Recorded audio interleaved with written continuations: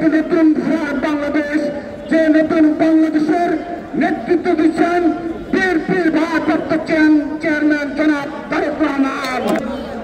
প্রিয় উপস্থিতি, আমরা অবগত রয়েছি এই খুনি হাসিনা যখন অবৈধভাবে ক্ষমতায় ছিল তখন ভারতের নিকট বাংলাদেশকে হস্তান্তর করেছে, এ ধরনের বক্তব্য আমরা শীর্ষ পর্যায় থেকে পেয়েছি। কিন্তু যখন এই জুলাই আগস্টে খুনি হাসিনা পালিয়ে যেতে বাধ্য হয়েছে, তারপর থেকে একের পর এক ষড়যন্ত্র অব্যাহত রয়েছে। সাম্প্রতিক দাবিকে উস্কে দেওয়ার জন্য ষড়যন্ত্র অব্যাহত রয়েছে এবং তারপর আমরা দেখলাম সরাসরি ভারতে অবস্থিত বাংলাদেশের হাই কমিশনে হামলার মতো ঘটনা ঘটেছে।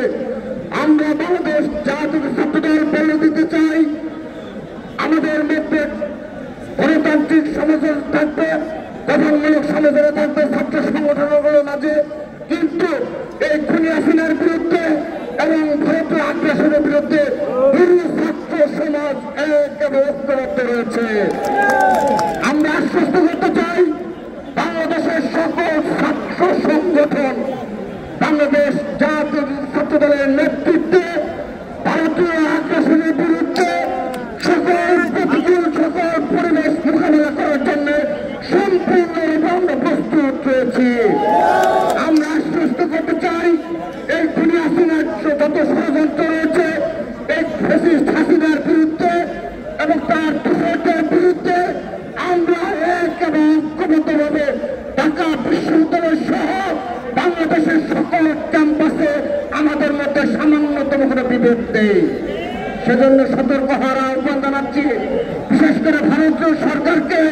এটি খুনি হাসিনার সরকার নয়, এটি খুনি হাসিনার বাংলাদেশ নয়, এটি একটি নতুন বাংলাদেশ, যে নতুন বাংলাদেশের নেতৃত্ব দিচ্ছেন বিএনপির ভারপ্রাপ্ত চেয়ারম্যান জনাব তারেক রহমান। সেজন্য আগামীতে এই ফ্যাসিস্টের বিরুদ্ধে ভারতীয় আগ্রাসনের বিরুদ্ধে আমরা লড়াই করবো, সংগ্রাম করবো। সর্বশেষ এই একইভাবে অপরাপর আমি ছাত্র সংগঠনের উপর নিকটে আহ্বান জানাচ্ছি, শুধুমাত্র সোশ্যাল মিডিয়ায় নয়, তারা শুধুমাত্র বক্তব্য নয়, আমাদের মতো করে এভাবে রাজপথে সোচ্চার থাকার আহ্বান জানিয়ে আমি আমার বক্তব্য শেষ করছি। বাংলাদেশ জিন্দাবাদ, বাংলাদেশ জাতীয়তাবাদী ছাত্রদল জিন্দাবাদ, শহীদ রাষ্ট্রপতি অমর হোক, মানুষের নেত্রী দেশ নেত্রী বেগম খালেদা জিন্দাবাদ।